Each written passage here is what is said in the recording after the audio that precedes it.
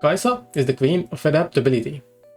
Her identity changes depending on the build she goes for, and thus based on which abilities she evolves. Let's see the builds. The first one is AP Kaisa.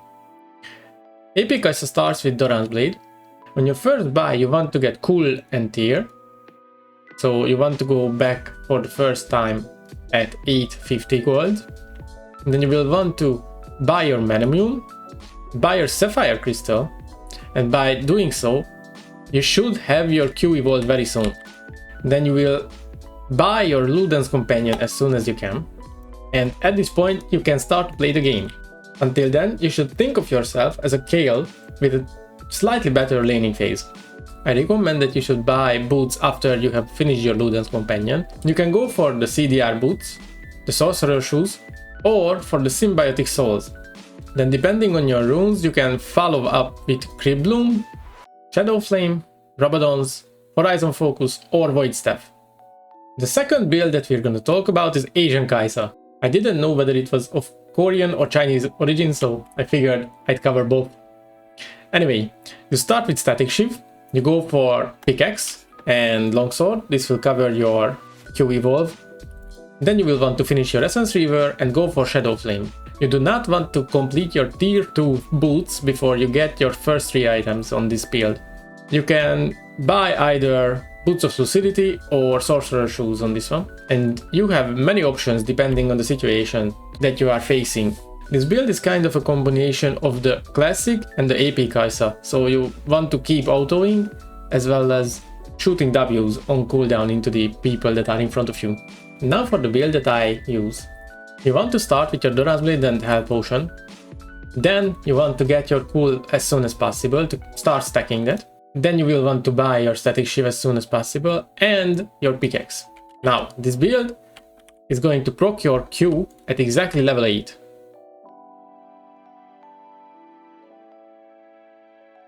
This is why cool is not optional. I always go with. So after Ginzu's and Berserker's Reaves, you will want to buy a dagger. This is the point at which you need to decide whether you are going for Nashor's Tooth or Terminus. You are deciding that whether you are going these 2 items depending on your team's needs. So if your team has mainly AD damage dealers, then you're gonna go for the Nashor's Tooth. But if you are forced to deal some significant amount of AD damage, then you will go Terminus. Let's see the follow-up build when you choose Nashor's Tooth. I almost always go Shadow Flame. Previously, when Kaisa wasn't as nerfed as she is right now, I would always go Zhonya's, but I found that I need the Shadow Flame's extra damage because otherwise I don't have enough damage to carry the game. So yeah, usually I just play better and use Shadow Flame almost exclusively. After that, you have a variety of item choices. You can finish up with Void Staff if the enemy is stacking magic resistance, build Rabadons if they are not. You can build Banshees if the enemy is dealing massive AP damage, or Zhonya's if you can use it for something very good. Let's say that you have arrived to this point when you are done with your build. What I usually do is at the late games I sell my Statikk Shiv for Blade of the Ruined King. You need to buy something with AD, otherwise your Q won't get it progged. I found that Blade of the Ruined King is the best candidate for this, but in rare cases you can go Kraken as well. Let's suppose you'd have to go Terminus. We will buy Terminus, and after that, you still have a choice to make. You will need to decide whether you want to go full AD or want to go more hybrid. If your team is very AP heavy, then you want to go full AD. I almost always just go Blade of the Ruined King, because it just covers most of your bases, and after that you can finish up with some situational items. For example, Immortal Shield Bow if the enemy has assassins that want to kill you, but their damage is not exclusively AP, so you want to cover all bases. If they are AP heavy, you can go for Move the Mortius, or you can just go for Bloodthirster. It's a very respectable choice. You can also round this build out with your Zhonya's. And now onto the 4th item, Shadow Flame with Terminus. So this build is very good because Shadow Flame synergizes very well with Terminus. You can actually go hybrid because of the fact that Terminus gives you 30% armor and magic penetration when stacked fully. Let me emphasize that this build is worse than the full AD or the full AP one. However, in situations in which your team requires hybrid damage, because if you go full AD or full AP, the enemy can stack armor or magic resist and thus counter most of your damage. And by going this, they literally can build against you and your team. So basically you're choosing to deal less damage so that your team deals more damage overall. Fourth item Shadow Flame after third item Terminus is very good because Terminus's magic penetration percentage synergizes very well with Shadow Flame's flat magic penetration, not to mention the extra magic damage on targets below 40% HP that allows us to crit. And it also procs our W evolve as well. This is the ultimate hybrid build for Kaisa. Alternatively, you can also go Zhonya's instead of Shadow Flame if you want to build a bit more defensively. It serves the same purpose, but deals less damage. You can even build Shadow Flame as well as Blade of the Ruined King. With this build you will have sustain, percentage HP damage, it's just very good. It just synergizes very well with Kaisa's kit if you want to go full hybrid. Regarding the Kraken Slayer versus Statikk shift debate, I agree that in a vacuum Kraken Slayer is better on Kaisa than Statikk Shift. However, we need to consider the cost. Statikk Shift is 400 gold cheaper, and it allows you to get Prio faster as well. Getting Kraken instead of Statikk delays your Q evolve, your second item and your third item, which is Kaisa's bread and butter, by 400 gold. In my experience of playing almost 200 games of Kaisa in this season, you should only go Kraken if you are versus 2 tanks or one very strong tank like Sion or Cassante that you need to chew through. So, in the laning phase, think of Kaisa as an ADC Kha'Zix. Kha'Zix and Kaisa as well thrive on isolation. For example, let's take a look at Q. If we hit 3 targets with it, it spreads the damage and deals 65 damage to each. But if we isolate it, we deal almost twice as much. Similarly, her W is also much easier to hit if the target is isolated. Now imagine that this dummy is your enemy champion that you want to hit, and this represents the minion waves. Let's do it a bit more clearly. So these are melee minions. W is not really easily hittable, so yeah, isolation is very good. I will now explain the combos that Kaisa has. On lane, you want to auto-Q. This is your short trade. Try to isolate the target as much as possible. Try to hit as few other targets as possible. Let's say your target is behind minions. What you can do is pressing Q and W after each other to hit them cheekily, like so. Another trick you can do is pressing W and immediately flashing through minions or other enemy champion, like this. This is very hard to react to. This has to be predicted by the enemy team. Then of course we have the bread and butter of Kaisa, ult W. Many people make the mistake of ulting in immediately after W hits the target, but if you wait a bit and wait for your W's cooldown to come off, then you can kind of guarantee to hit it as well. All you have to do to hit this combo is to press ult and then W afterwards, like so. Something to take note of is that the distance from where you are ulting matters in terms of when you should press your W, because the W cost is the same amount of time. So basically, if you are ulting from further, then you want to press your W with a bit of a delay.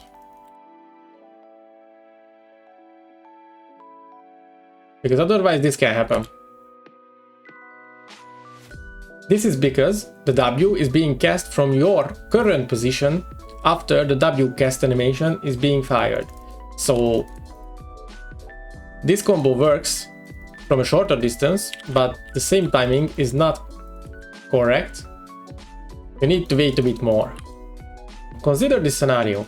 You are trying to maximize your damage on an enemy champion that is under tower. What you need to do is press auto Q and E out before the tower shot hits you. Like so. Otherwise you risk getting shot. Kaisa's ultimate ability actually is an auto attack reset, like so. If you want to use it for auto attack reset only, the shorter the distance, the better. There is a niche combo that I actually never use but I know of, is that you can, similarly to RW, RE so that you are in stealth. This is mostly useful if your E is already evolved. If you're using this, then the enemy won't know where you are ulting because you are doing it in stealth, so it is very good for escaping. So, evolution cancelling.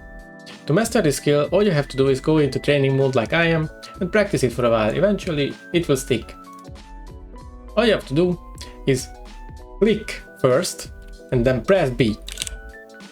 What I do is spam B after I clicked once or twice, but you have to make sure that the click goes first and B afterwards.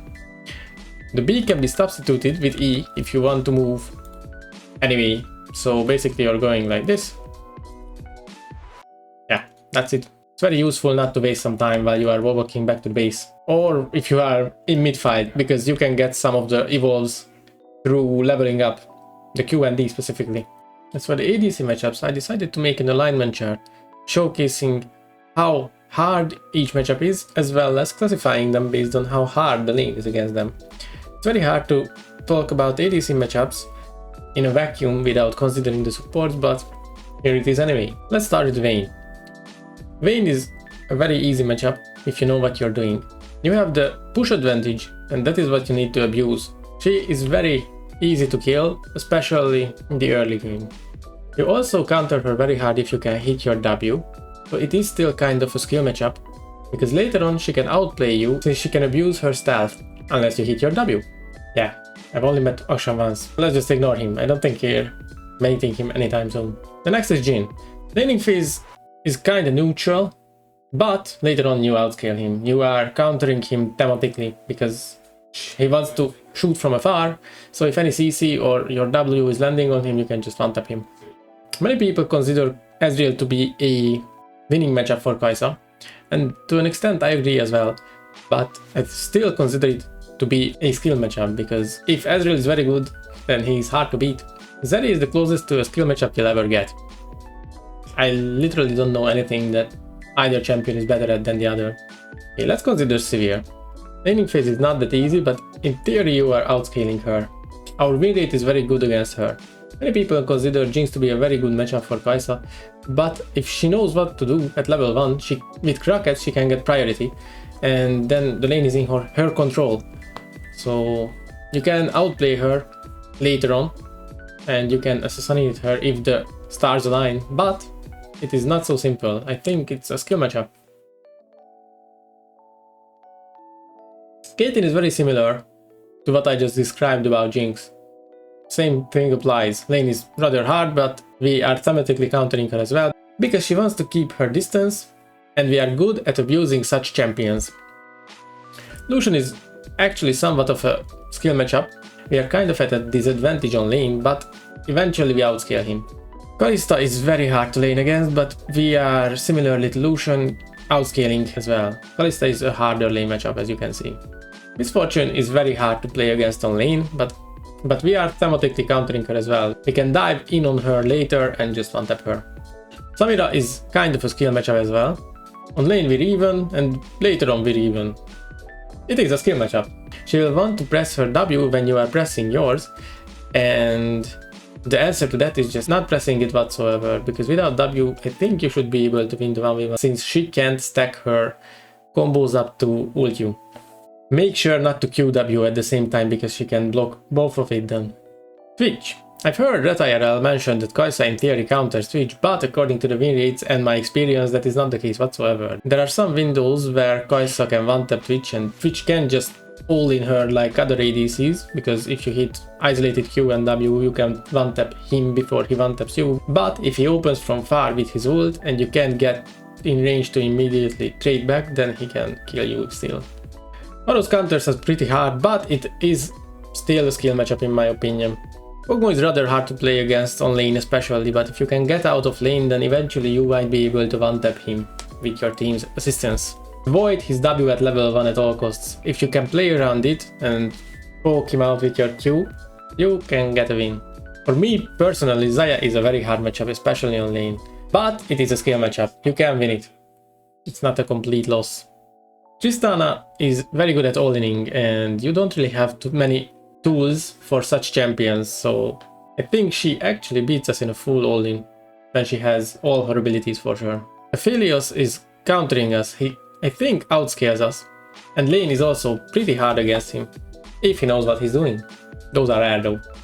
Ashe is one of the classic counters to Kaisa. It's very hard to play against her on lane, but at level 1 you can actually all-in her and win it if your support matchup is not terrible, because her WCD is 16 seconds while your Q is 10. So if the all-in lasts for more than 10 seconds, then you have the advantage. Try to abuse this fact. Personally, my permaban is Draven. I just despise this champion. I never want to play against it, because if my support makes a single mistake, or my jungler, and one of them dies to them, then there is not much to do. He gets such a huge cold injection from his passive ability that is very hard to come back. It is winnable though, not completely lost. One might even consider it a skill matchup, but I just don't like to tempt fate. And lastly, Nilah. I don't remember the time when I won against Nilah. No matter how completely fisted she gets on lane, it's just impossible to win against that. I theorized that maybe going Exhaust and Ghost without flash might be the way, because you can get Lethal Tempo, stack that shit up. When she wants to all-in you, you can exhaust her, maybe going even double exhaust if your support is also taking it to counter cleanse, and Ghost out of her range, and then try to kill her after her W is on cooldown. Lethal Tempo is very good against her, because you might be able to stack it up while her W is spinning. While your autos won't deal damage, your Lethal Tempo is getting stacked, so if you can get away without dying while she is using her W, you can kill her afterwards. Again, I don't remember when I beat her, but I don't ban her because she's very rarely picked. Support matchups. I decided to make a list about the supports based on how good they are when paired with Kaisa. This tier list is made in such a way that it supposes that the supports are being played optimally. And we're not going to factor in how hard the champion is and how likely it is that the support that's playing this in your elo next to you is going to play it well or not. So, I'd say that Pyke is the undisputed best pairing with Kaisa. It's just way too good, and the pair can even be seen in pro play. Everything that you can see in the A tier is very good with Kaisa, because from a rather high threshold, if you are focusing the same target, you're able to score a kill in one go. Everything you can see in B tier is either not an engaged champion anymore, or is not going to fully one-shot a single target when full sending them.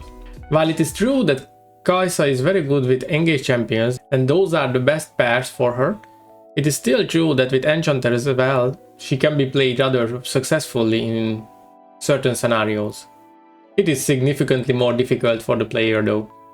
When playing with engaged supports, you need to be ready at all times to follow up on their engages depending on what they are. So for example, if Pyke lands a hook, you need to be ready to go and send your W into the stunned and hook target.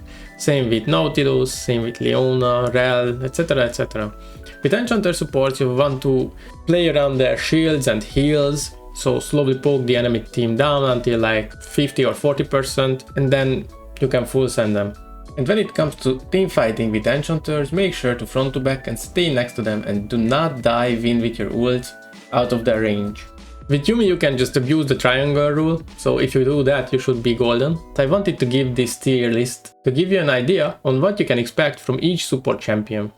In general, I'll play Lethal Tempo, especially when I'm with Enchanter supports, but in very rare cases when I know that we can one-tap people if the engages are landing, for example with Nautilus or Pyke, you can consider going Hail of Bleeds, but keep in mind that unless you snowball hard in the early game, you are going to be considerably weaker later. If it works, however, it's going to feel very fucking nice. Summoner spells. I advise you to always bring Flash on Kaisa. As for the secondary summoner spells, my default is heal because of the element of surprise and because it can help your teammates as well as yourself. Whenever my Enchanter support brings heal, I will consider going barrier, and I would bring cleanse over both of those if I am forced to bring it. For example, against a Leona or a Lissandra, Zoe, Lilia, something that absolutely must be cleansed or you will die. You can consider bringing TP when you are against an AP mage, or if you are in a team which doesn't have enough TPs to cover the side laning part of the game, and your mid laner is, for example, bringing heal or barrier or ignite instead of TP as a mage. That guy will have some issues with side laning and might not allow you to go to mid, so yeah, TP is pretty useful if you want to join the fights.